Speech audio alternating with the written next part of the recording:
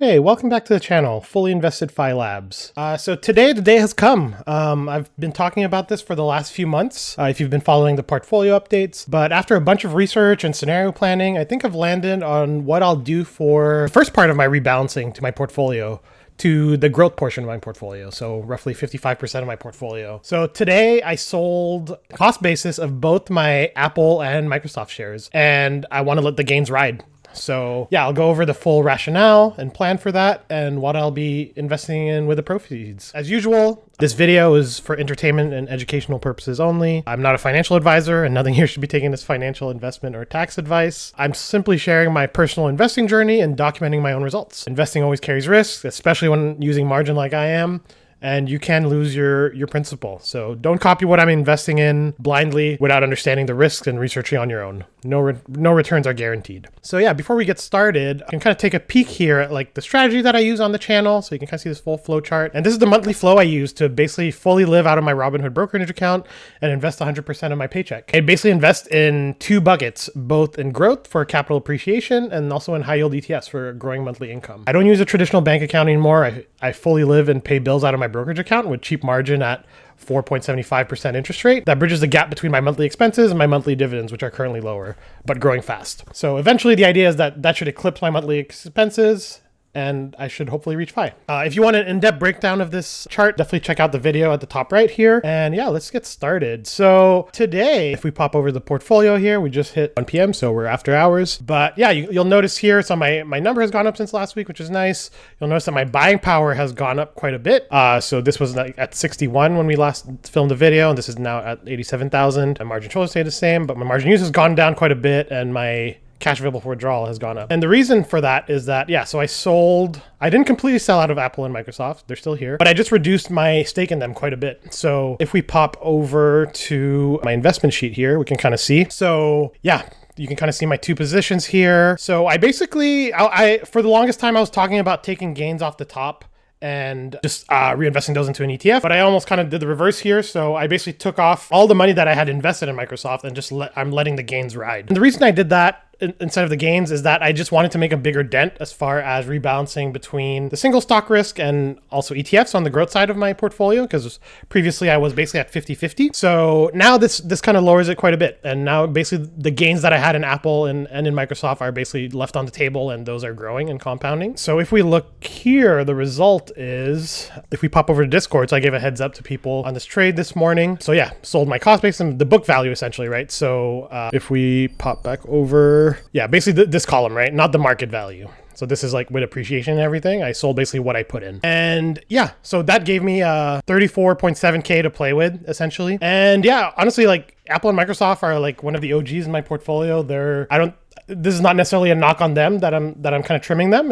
I've been holding them since 2021, so almost 5 years. So wanted to lock in some gains and basically let the gains I had on top of the cost basis that I had keep doing work. So yeah, it's not necessarily a reflection of me thinking Apple and Microsoft are weak, though Apple has been kind of going through some leadership troubles lately, which kind of like made me want to precipitate some of this, at least for Apple. But it's more about de-risking from single stock volatility and also diversifying into different kinds of growth. So all in, I sold 19.2K of Apple for a 9.1K gain, or 91%. So amazing gains with Apple. And I sold 15.5K of Microsoft for a gain of 6.8K, or 78.36% gain. So yeah, great gains on this that I locked in. And so it's not, by all means, it's not all the gains that I had on there. Like the gains are still there. So there's still some gains on the table there. And also like, yeah, my average cost per share obviously went up because I sold some of my oldest shares, but still quite a bit lower than its current price, right? So yeah, it's by no means doesn't mean I'm not going to keep adding to Apple and Microsoft in the future if there's any meaningful dips that are worth buying into. So yeah, all that gives me quite a bit of capital to play with. So the first thing that I did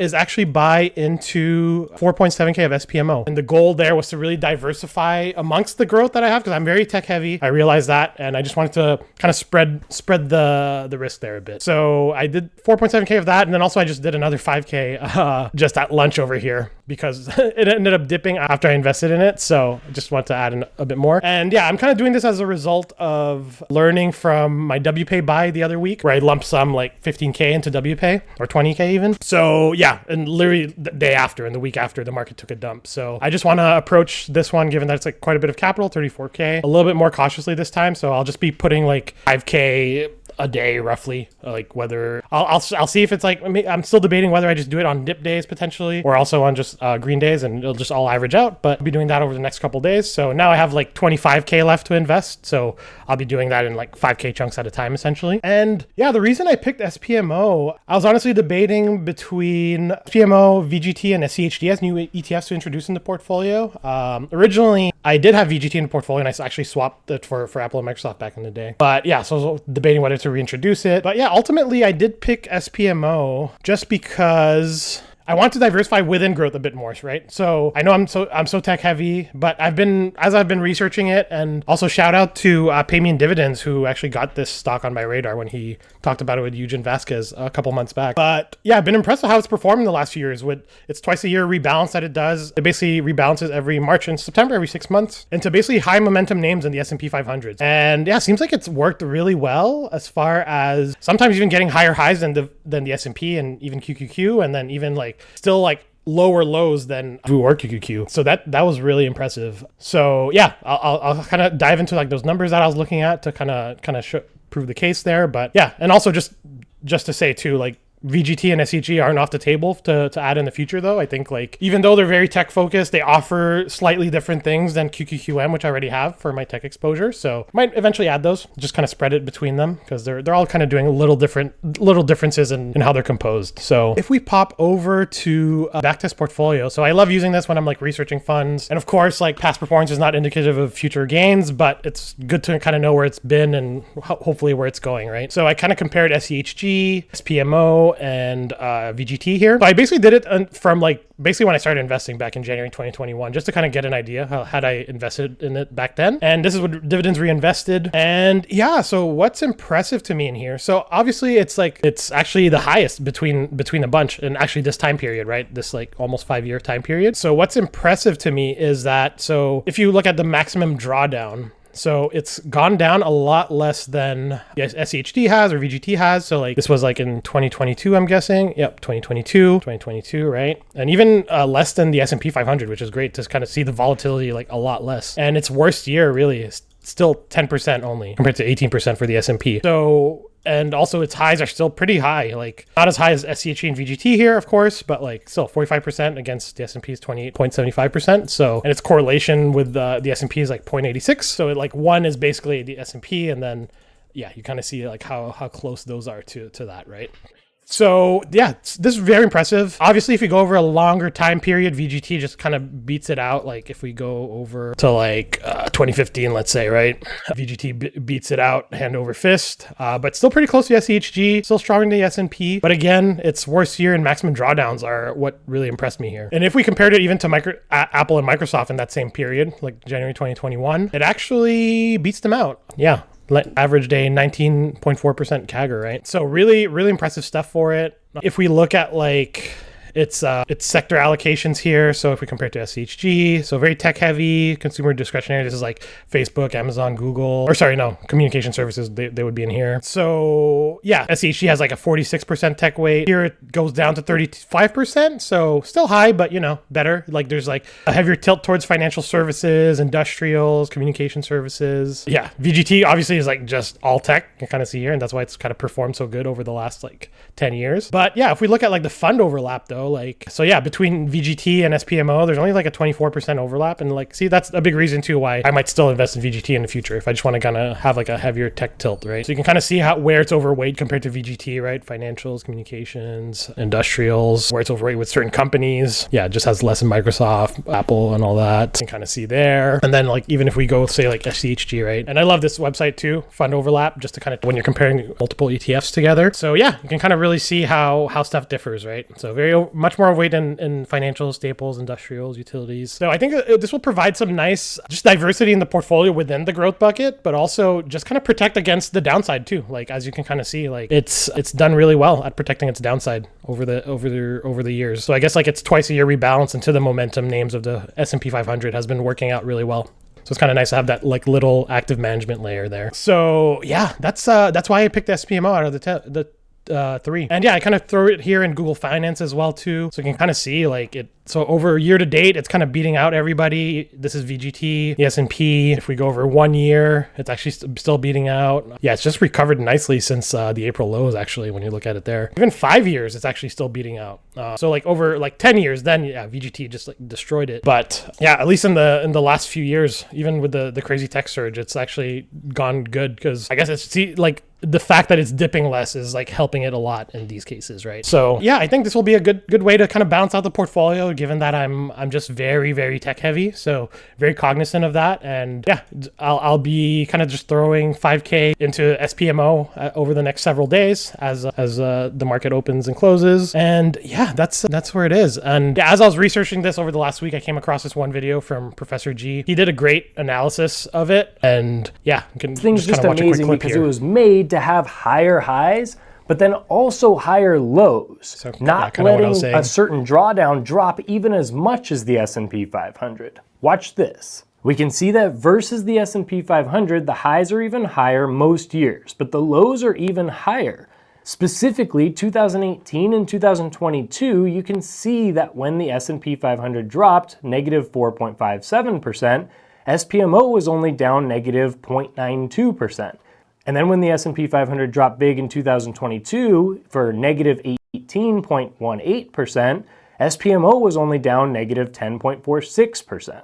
So yeah, that's great summary of what I was saying there. Yeah, so great fund. Excited to kind of be investing it in and kind of getting some diversity from it in my portfolio. And yeah, definitely check out Prof G's video. He does a great breakdown between VGT, QQQM, and SPMO there. I'll link that in the description below. But yeah, that's the big rebalance that's happening. I'm still thinking over the high yield rebalance side of things because that one's a bit trickier. Now I do have some gains that I realized, so I have that. So I could potentially eat that away with maybe some losses here to kind of even things out. But we'll see. That one I still kind of want to think through a bit over the next few weeks. I want to see if I maybe do that before the end of the year for tax purposes. But yeah, and you can also kind of see here how I kind of reorganized my sheet as well too, just to kind of show the realized losses. Because had I not done that, you'd basically just see this. You're just like, oh, what the hell? All of a sudden you're negative $15,000 or 5% or 10% compared to last week. So that's really because I realized the gains here, right? So I want to factor that in and kind of see where I'm at too with the gains on and off. So I kind of have that here. Also, yeah, neat little thing I discovered today in Google Sheets where you can actually leave comments for yourself without affecting the formula. So I did that for the realized gains and losses here. So yeah, that's a little updates to the sheet here. So it complicates this a little bit, but yeah. So basically this is like total return percentage on the full portfolio value, unrealized gains over here, unrealized gains over here. This is on market value. This is with margin. This is with the realized gains and loss. So this was like closer to what you saw last week as far as my gains and losses, and then the same but with on the margin here, just to kind of get a full picture of everything. So yeah, that's the update today. Yeah, if you have any questions or any comments, concerns, definitely post in the comments. I'm happy to go over them with you. And yeah, and next video that I'll be posting will actually be my full paycheck investing series on December 15th, and also potentially the first day of my holiday break from work, so that'll be exciting. So yeah, no portfolio update this week though, as I'm going to be too busy this weekend with some stuff. So yeah, look forward to that next video. And then once I'm in holiday break, I'll actually be ramping up my videos. I'll just have a lot more free time. So kind of like a backlog of videos that I want to get through that I'll be getting through for you guys. So yeah, that's the video. So as usual, if you want to follow me